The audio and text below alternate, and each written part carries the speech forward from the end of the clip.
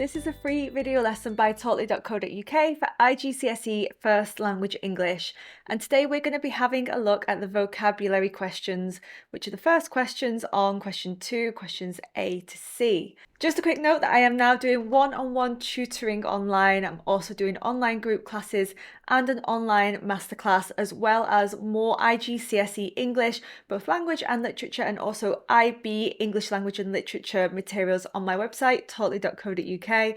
Would love to see you guys over there. So if you need a tutor or you're thinking about an online group class, then do check me out.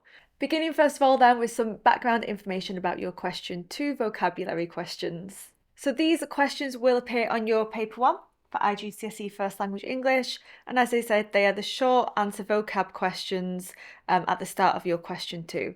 So you will have already done your comprehension questions and your summary, and now you are going to do your short answer vocabulary questions, then the writer's effect, then the extended response.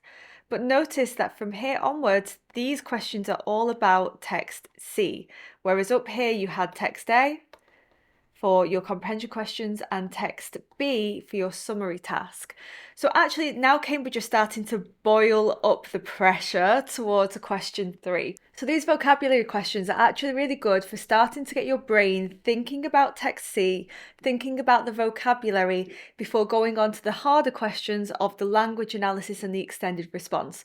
So Cambridge are gradually building up that difficulty level and easing you into the text C, which is why I always recommend that my students do the paper 1 in the exact order that Cambridge give it to you. They've built this paper on purpose to build up the level of difficulty so that by the time you get to the end, hopefully, because you're already familiar with that text, it shouldn't be too hard. But if you start with question 3, I think that actually you will probably score lower than you would have done if you had started with the other questions first of all. So as I said then, based on text C, you will answer some very short vocabulary-based questions, mainly finding synonyms and giving definitions, as well as a short infer, explain the effect of one short phrase. So text C, as I said, is the most important text since you will answer all of question 2 and question 3 based on it. And the vocabulary questions are worth 10 marks in total. I recommend that you spend about 10 to 15 minutes on this question. 5 minutes to read the text, since it's the first time that you'll have read text C, and 10 minutes to answer the questions. Actually, because for the most part, for questions 2A and questions 2B, you're just writing down, it could be one word per answer. Shouldn't take you too long. So you might want to consider spending slightly less time with this question in order to maximise the amount of time that you will have on your writer's effect question and the extended response question 3. So I've said that Cambridge help you to warm up. I'm going to help you to warm up. We're going to do a pre-reading activity for text C to get us thinking about the topic and some of the vocabulary that we might see. So I'm going to show you guys some pictures in a second, and based on these pictures, can you predict what will happen in the story? Now the story is called Race to the Top, so that's our first clue. What do we think that the plot might be? What themes might come up? And what vocabulary could you use to describe the images? Because these words might also come up in text C. So let's get our brains ticking. Do brains tick? Clocks tick. But let's get our brains ticking. Ready then? Let's begin. So what do you predict might happen in the story Race to the Top, and what words could you use to describe these images?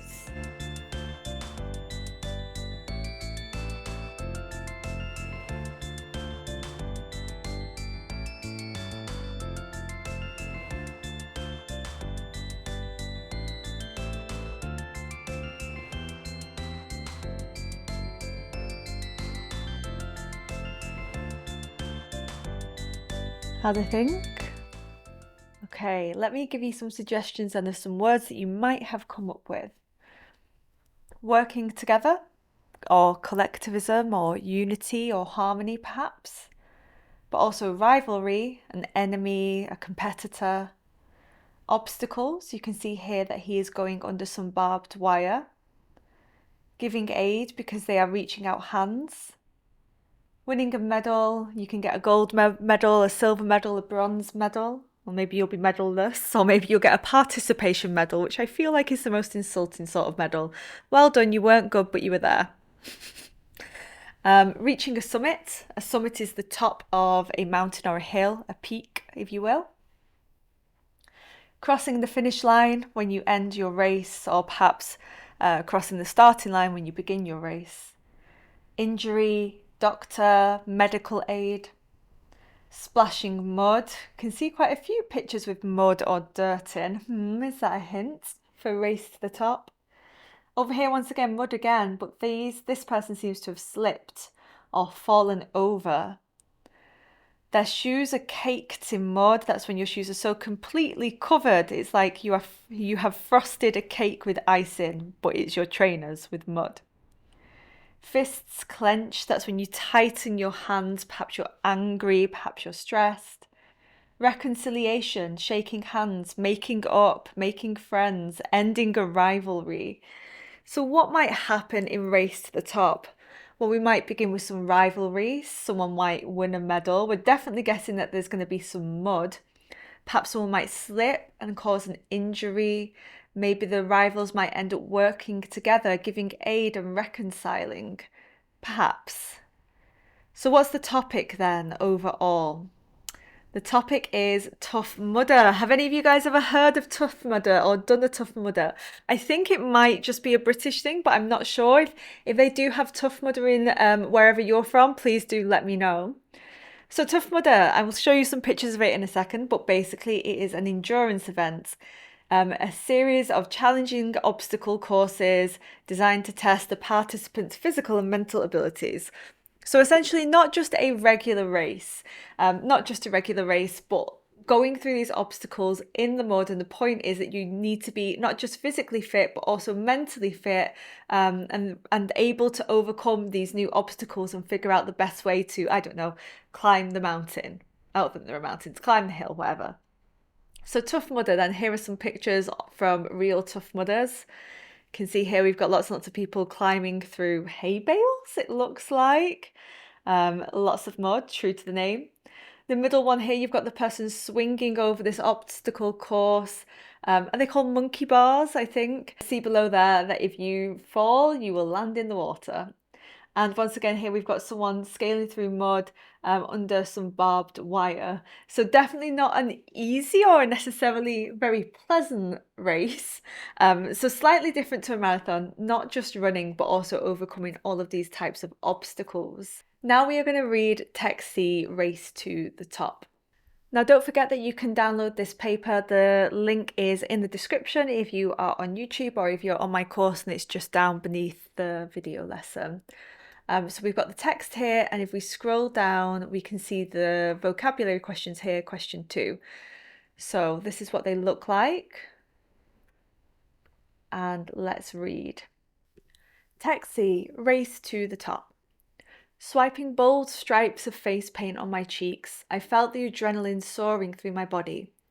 This would be the year I'd come first, get my name in the newspapers, and finally beat Benson. It was my 7th time competing and my 7th time coming 2nd place. So beginning now with this rivalry, it seems, with Benson. Tough Mudder was advertised as a fun event with a party held afterwards for those fit enough to compete the grueling obstacle course.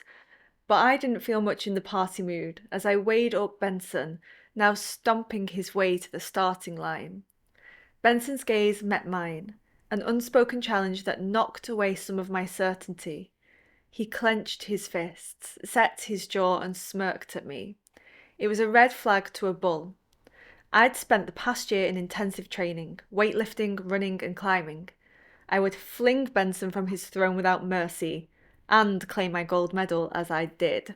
So definitely now we have got this enemies, rivals storyline going on, building up towards this tension, who will win the race. Although it was the crack of dawn, the sun was already fiercely pounding down on the field below where the Tough Mudder competition would be held, sizzling my skin. I hustled through the throngs of people, now jostling around for a place at the starting line, nodding hello to Marie, an athletic woman with a towering physique who was warming up. I elbowed, pushed and kicked until I found myself shoulder to shoulder with Benson, not Benson. So it seems like he's just focused on Benson really here. All right, Sammy, he said, his voice like velvet, his eyebrow cocked. Try not to feel too bad about another loss, eh? It's the taking part that counts. So we're also learning here then that our narrator's name seems to be Sammy. I fumbled for something witty to say in response, but came up short. Shut up, I muttered. Good one, Sammy. Nice, very good insult. Cut in. Benson's face split into a wide grin and his eyes glittered with glee. The announcer began the countdown. The crowd roared. I steeled myself. On your marks, get set, go. I leapt into the air, manoeuvring through the treacherous terrain and obstacles with the precision of a seasoned pro, leaving Benson far behind. Years of practice had honed my skills, transforming me into a graceful dancer amidst the chaos. I leapt past Marie, bounded through the obstacles, and soared through the mud. My steps light and nimble, I glided over the mud pits and then pirouetted over the gorge. The next obstacle coming my way? The king of the swingers. The ropes and nets were no match for my trained limbs. My limbs flowed from one rope to the next, swinging, swaying across with ease. A quick glance back filled me with satisfaction as I saw Benson stumbling as he navigated through the mud mile, a perilous maze of trenches. When he came up for air, face encrusted in mud, mouth dangling wide, I flashed him a dazzling smile. Too easy, I thought. I sprinted to the final obstacle, a massive, muddy hill that seemed to reach for the heavens. I hadn't expected a new obstacle this year, and as I scrambled up the hill, failing to find a foothold and sliding back down, before realising that someone else was overtaking me. I saw his wiry muscles and glittering eyes before he ascended the hill. Who is it? Who has been described as wiry muscled and glittering eyes? Oh yes, of course it is Benson. And I slid back down again like a wet fish. Finally, I found my purchase on a series of rocks obscured by the mud. I gasped for breath as I reached the summit, my pride wounded, my victory in tatters. From the crest of the hill, I watched Benson's determined descent, who was running down the hill at breakneck speed. Time stopped. A protruding branch yanked at Benson's ankle. Gravity ripped Benson down to the ground. The crowd silenced, and now the only noise that could be heard was the sickening crack of Benson's bones upon the ground. He didn't move again. Oh dear, so Benson's gone down this hill too fast and fallen over. It seems like he's very injured. Will Sammy help him? We're reaching our climax, aren't we? Will this rivalry be put aside? Can Sammy be the better man? The air seemed thick and heavy as I jogged down the hill to Benson's lifeless form. Body crumpled, eyes dazed, leg bent out of shape. How could I leave him like that? And yet, the finishing line glittered and gleamed in my periphery, promising that elusive medal if I just walked another 100 metres to cross it. Hey, I said, crouching. You okay? Benson stirred, scrunching up his eyes. Go on then, he said. It's your year. Go get your medal and you can gloat later. The more I considered leaving Benson, the more I knew what I had to do. But that didn't mean I had to feel happy about it. Grabbing him from under his armpit, I yanked Benson to his feet, supporting his weight as I began to carry him half limping towards the checkered finish line. Our sweaty, muddy bodies hobbled ungainly forwards, turning us into a four-legged monster. Fine, I thought. We'll win this together. Abruptly, rapidly, Marie streaked past us, splattering us with mud as she ploughed through the field with alarming velocity, and darted past to the finish line to rapturous applause. Benson suddenly seemed to weigh an extra 50 kilos. Oh well, I said as I continued lugging us forward. I believe you said it's the taking part that counts. So none of them win and Marie win. This is what happens when you just focus narrowly on one person. You're not seeing the full picture, are you, Sammy? I wonder if he learnt his lesson. Okay, so do take a second now, if you haven't already, to go back and do those vocabulary questions for me. They are right here. And I'll tell you the answers shortly. So for the first section, question 2A, you are identifying a word or phrase from the text. So here is a word or phrase that has been rewritten in synonyms. You need to go back to the text, find the phrase that means the same as the underlying word, and just copy it down, right? So you're just copying the word or phrase from the text, that's it. Then in B, you are giving a synonym of these words in the context of the sentence. So your synonym should be able to fit neatly into the sentence and it should still make sense, basically. And then for C, you have to find one quotation from this extract here and explain the effect. You must give one quote. If you don't give a quote, you will not get any marks. And if you give more than one quote, you're going to lose some marks. So for example, you might want to analyse sliding down like a wet fish and you have to infer 3 different things about it. What did it suggest about Sammy's feelings, his reaction? What kind of image does it create? For example, it's quite a humorous, ridiculous image, might show how embarrassed Sammy feels by falling down. And you need to say 3 different things about your quotation to get those 3 different marks. So pause now, go away and do that question, and then come back in a second when I will tell you the answers.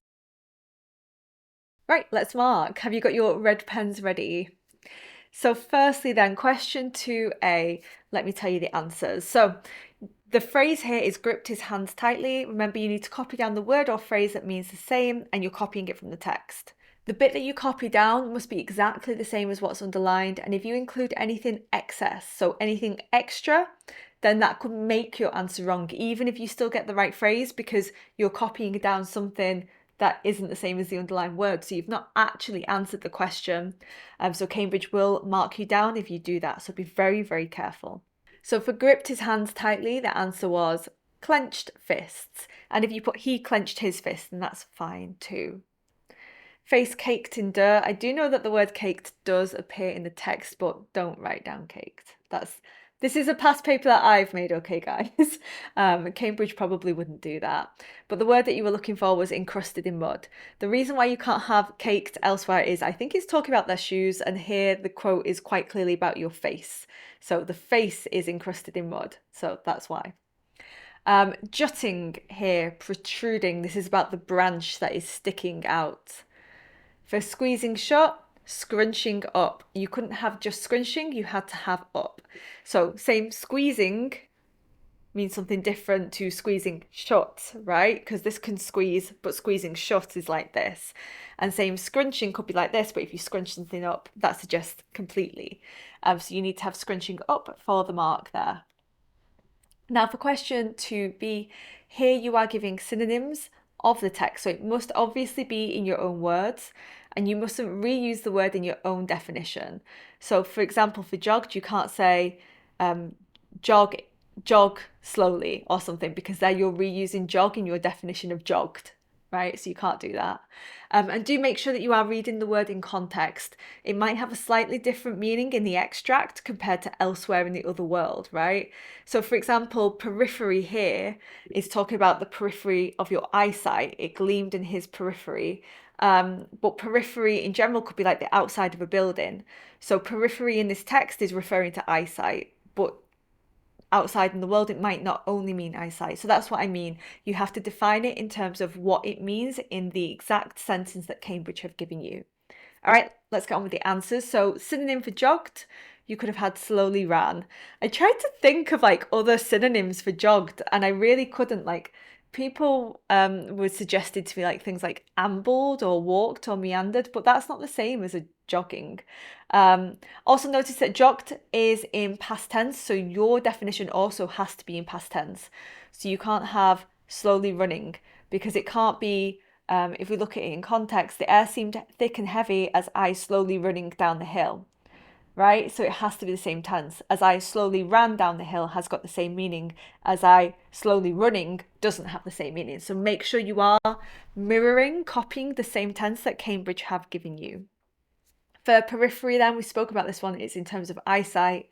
So you could have out the corner of your eye, side vision, side of your eyesight, edge of your field of vision, but you need to have something there about vision or eyesight or eyes.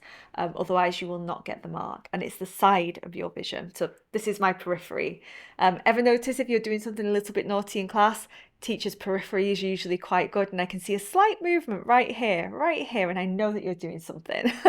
So that's out of the periphery of my eyesight. And then for elusive, if something is elusive, like here, the elusive gold medal, it is difficult to get. So elusive could sometimes mean mysterious, but here it's talking about the gold medal that Sammy has been working really, really hard to get. The gold medal isn't mysterious to him, it's something that he hasn't managed to get yet. So you couldn't have mysterious.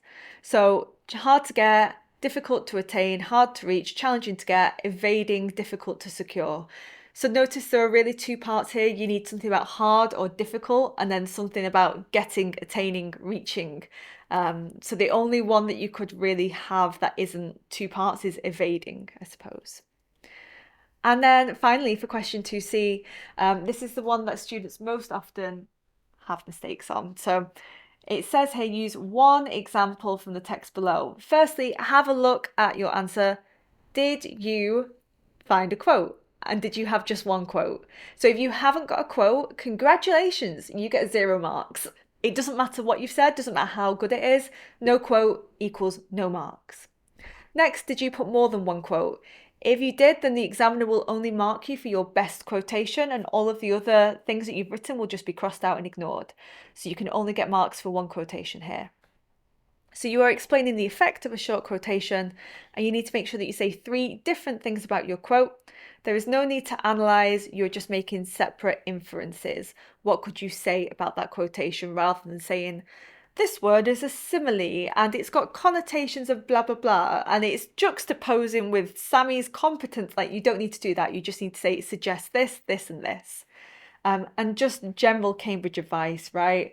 It's worth 3 marks, 3 different points. Make sure you do that. I feel like this is the most common bit of advice that I give, that often students just kind of go, okay, and then don't do it. So here are some of the things that you could have said then. Firstly, make sure that your quotation is on this list. If your quotation is not on this list, you got 0 marks. Well done.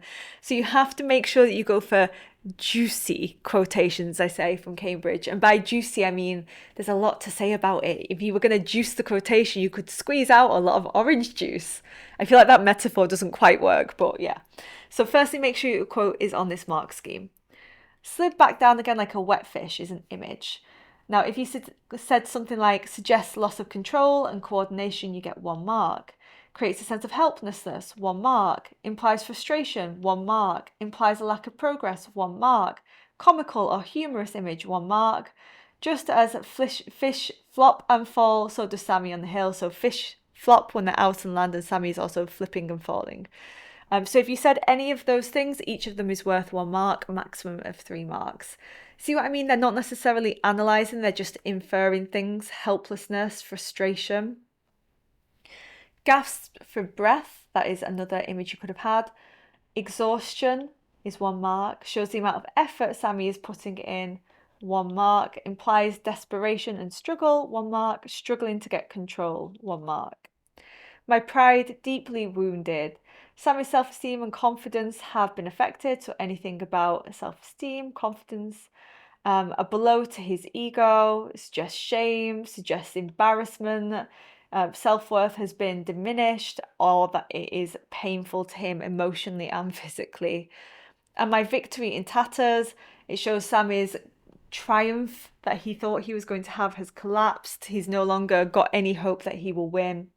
Shows his shattered dreams. It shows the pain, the chances of his winning being ruined, how devastated he is, and that he's now realised that his chances of winning are unrealistic. So you need to have 3 separate things. How many marks do you think that you got? Finally, now then, our revision card. How much have you remembered? My key takeaways for the short answer questions on question 2. For question 2A, remember you are just copying the phrase from the text. If you don't copy from the text, you will not get the mark. It is a copying question. For question 2B, when you are defining words, remember that you shouldn't reuse that same word in your own definition. Also, make sure that if it is in past tense, you are using past tense. Question 2C, the number of marks is the number of separate points you should make. So it's worth 3 marks, so you need to say 3 separate points about the quotation. And on that note, you must have a quotation or you will not get any marks, and you must have only one quotation. I hope that that was useful to you. If you would like to study more with me, remember you can find more of my study materials on taughtly.co.uk. There's more free video lessons for IGCSE English and for IB English 2. You can download the PowerPoints, the worksheets, take review quizzes, and coming soon from September 2024, live group classes with me, one-to-one tutoring, and also live masterclasses. Register your interest now so that you're first on the wait list. I can't wait to see some of you guys there. Thank you so much for joining me with this lesson. Bye.